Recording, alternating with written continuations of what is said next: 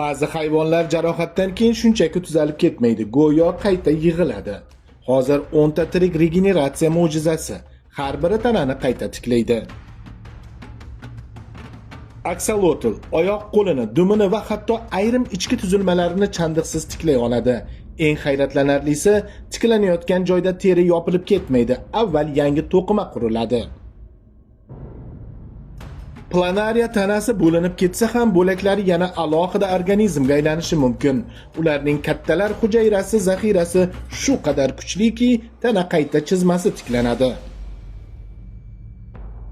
Gidra juda sodda tuzilgan suv jonzoti, lekin u shikastlansa ham tezda tanasini qayta yig'adi. Ba'zi sharoitlarda u doimiy yangilanishga o'xshash jarayonni saqlab turadi.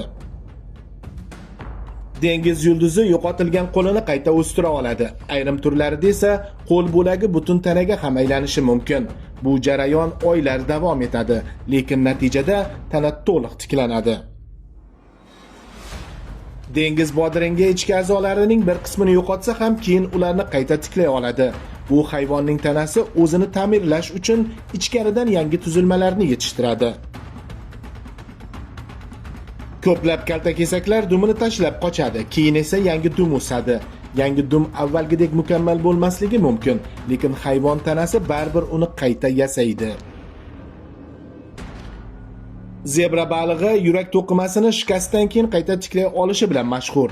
Ya'ni u chandiq bilan yashamaydi. Yurak mushagi yana ishlaydigan holatga qaytadi.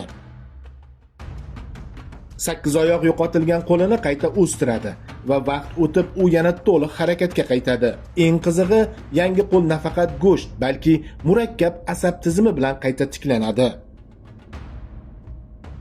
Afrika tikanli sichqoni terisining bir qismi shikastlansa ham, uni chandiqsizroq tiklay olishi bilan olimlarni hayratga solgan. U hatto ayrim to'qimalarni tezroq qayta qurishga moslashgan.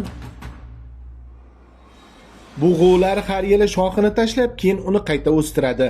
Bu sut emizuvchilardagi eng tez o'sadigan to'qimalardan biri sifatida tilga olinadi. Go'yo tana suyakni qayta chiqarishni odatga aylantirgandek. Ko'rdingiz, tabiatda zaxira reja bor. Ba'zi tanalar yo'qolganini qayta tiklaydi. Qo'shimcha faktlar va manbalar ro'yxati faqat Telegram kanalimizda.